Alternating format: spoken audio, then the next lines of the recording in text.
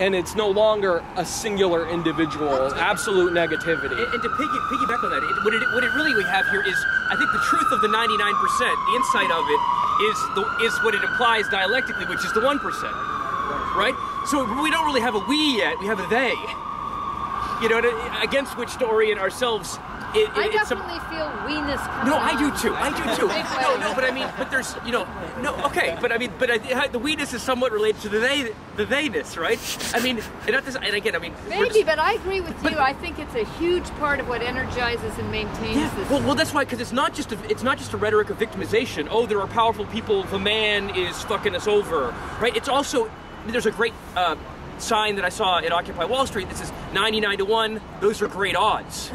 Which is to say there's an implicit, it's a statement about exploitation, and class war from above and so forth, but it's also an implicit, not always explicit, but implicit, sometimes explicit statement about power, right? About popular power, or and I think, and I don't know, to me, that's partly, I mean, it's also the physical space, though, aspect, which I think is really important to the camaraderie. I think so there's two things that are really prolific, right? We are the 90%, and then there's the tactic of seizing public spaces. Now, what does that mean? Why has that resonated? Maybe it's because there's no actual public space left at all. You know what I mean? Like, I mean, how can you? I mean, like, what is the Mayor Bloomberg says they'll have to after he kicked them out of Zuccotti Park, they'll have to occupy the space with their voices, with their arguments. But it's like, so freedom of speech, like they're entitled to an argument and a voice, but not a body. Also not a microphone. Right, or a microphone, but literally not a body. But like, I mean, so the space is like, without bodies, we cannot. These ideas about freedom are total abstractions with no meaning. So like, and this is related. You can relate it to like the need to eat and like all the things that are needed to sustain a body. So there's something I mean, I'm not saying this is the whole meaning of like occupying spaces, but it's like the commons is being stripped away from us. So it's like I mean, we're not going after private property yet, but we're going after public property, which is, maybe the logical... Public-private property. That's the official which is category of Zuccotti Park. Right, which is itself like the issue, right? It's like, maybe what we should do is like rally for the winter and go take over a public school that's been closed down. You know what I mean? To extend this taking of public space. We've been I think we'll need 1,000 people to do it, though. But there's also this sort of growing awareness that simple things like having a body on a street and a megaphone, and that these things are no longer possible, right? And that they're made illegal, right? And that I mean, if I think back about the changes, for example, in the 80s, the anti-war protests and the anti-atomic bombs protests in Belgium that I used to go to, massive, 500,000 people. Almost the worst that people were talking about was they were taking pictures of people marching in the street. There was no police violence, and it had a major impact in many countries in terms of their relation to the placement of warheads.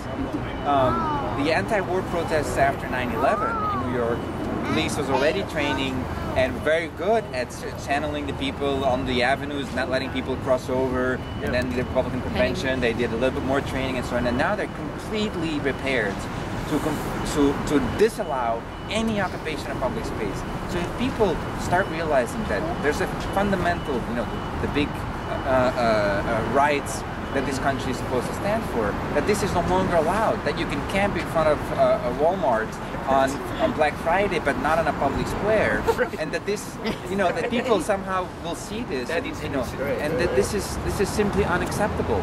But for the longest time, people, maybe we're not asleep, but people have accepted this, or this has been prepared to the point where right now we realize that this is no longer even a simple possibility. Although, I mean, you've been here for 10 years, right? No, I've been in this country for like 22 years, but I was here like 10 years ago. Yeah, well, oh, I see what you mean. Okay, because I was just going to say that, I mean, yes, there were lots and lots and lots of people for whom this was not okay, and who were out marching for every damn thing in very small demonstrations all through that time. But after 2003, the speed up of what you're talking about is like this. And it seems to me You mean the clamping down on... The clamping down and the fear campaigns and the arrest of, artists who are doing art projects with Petri dishes in Buffalo, and, all that crazy, crazy stuff.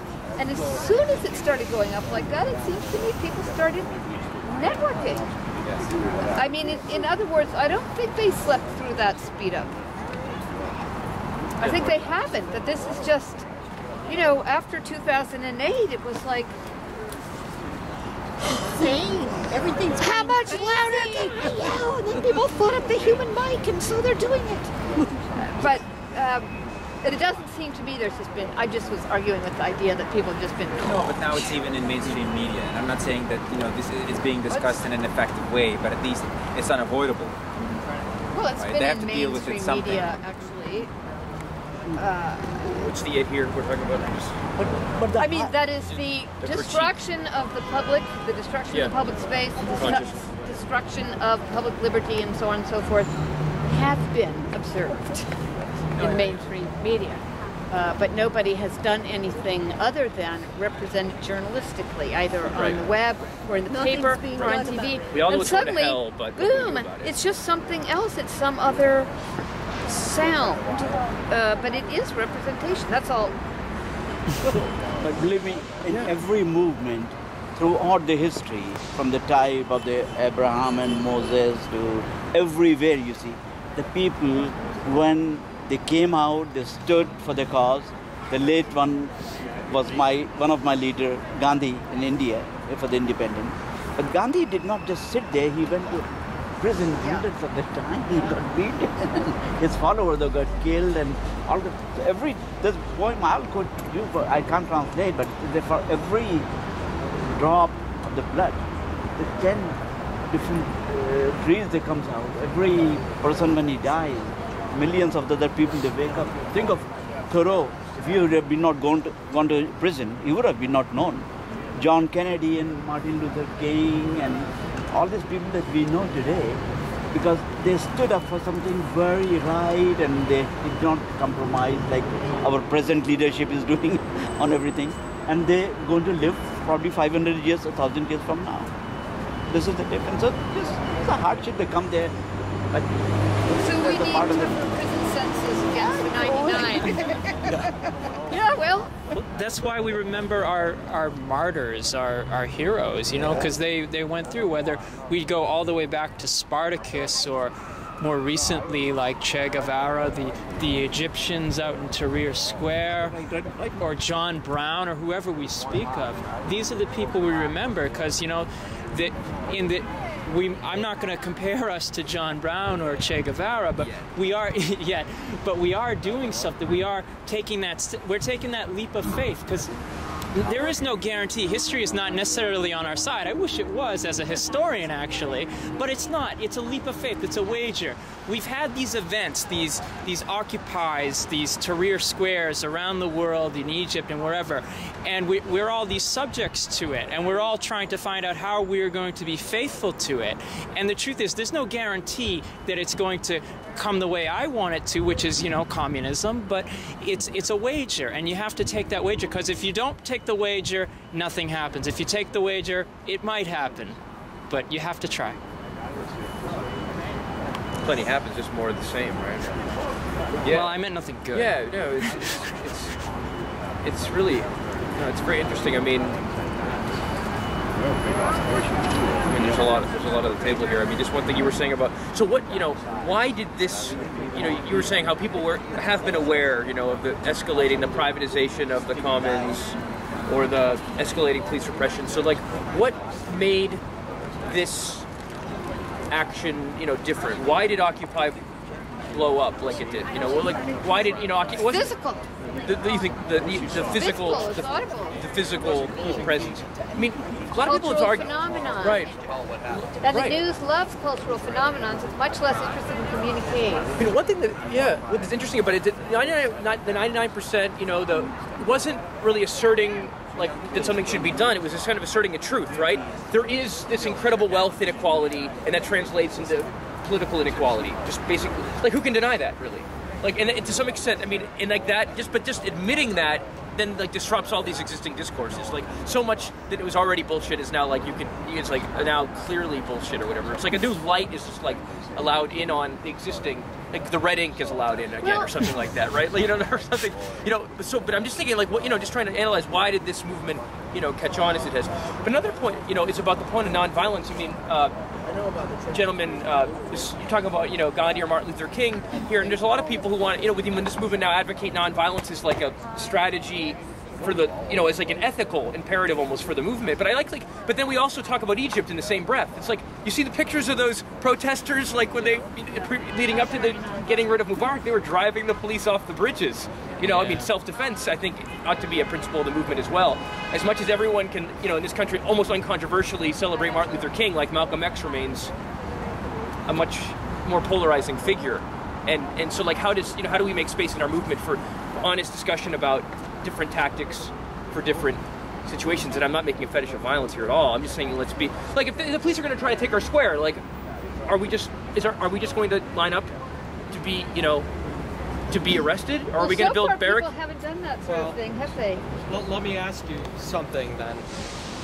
If we have to reconceive of the justifications that allow us to speak and that allow us to occupy in the first place, should we or can we expect our current system to legitimate the occupation inside of the system?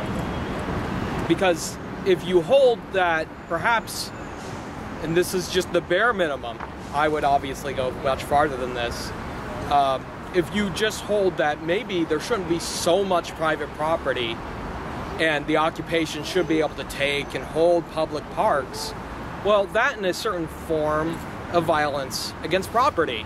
And well, guess what? You know, I got robbed by gunpoint in Newark a month ago, and I would bet that if those 5 guys, they just happen to be men, broke the window of the bank next door, that the police would have showed up quite a bit quicker. So when we talk about the violence that is acceptable and is okay to the system, I think we need to really reconceive of what this system actually considers violence versus what it is that we consider violence. Right now, literally hundreds of children will die in the Horn of Africa to protect American freedom because we don't want violence against farmers to not be able to sell grain at whatever price that they want. And that type of violence, well, that's just natural, that's just a system. I mean, there's no other better way of distributing that grain, and certainly we can't take away farmers' freedoms, right? So, I mean, when we talk about violence, I'm not talking about punching somebody's grandfather in the face. I'm talking about the violence against the system that makes the system possible in the first place. So, I enjoyed all of you. Just a little verse that the flowers always bloom in the spring, but make them grow in the winter. That 100 flowers bloom and 1,000 schools of thought We're going to keep contend. this weather for the rest of the for the next couple months. You know what I mean? This is just like, this has been one of the more pleasant, temperate talks we've had out here in the last month. You know. I have to go home and grade a lot of papers. Oh, do you? No, I think If anyone would like to get on the email list for the Howard Zinn lecture series, of which this was, I do want to make the announcement. One. Oh, I would have liked to have known about more of them. Yeah, we have. Doug basically taped all of it. Well, you do Oh, trust me, this has all been he's taped them all in our. Which you guys have gave a great discussion. I think we should give a round of applause to our speaker. Yeah. It will take a while for this to get up, but it will be up. Tomorrow at 5 o'clock, Norman Finkelstein will be coming, so you're free to show up here. And spread the word, too. Yeah, spread the word. So, and check out zinnlectures.wordpress.com. We don't have any speakers. .wordpress.com. We don't have any speakers currently scheduled, but we're working on it. Yes, if you just Google Howard Zinn Memorial Lecture Series, you should be able to find it. Also, if you want to make sure to find it, I'll send you an email with the links if you just want to put your email on the notebook. And if you haven't read any of Bruno's books, you should. I left a copy in the library. Good. All right. Great. You really What do you teach? Okay.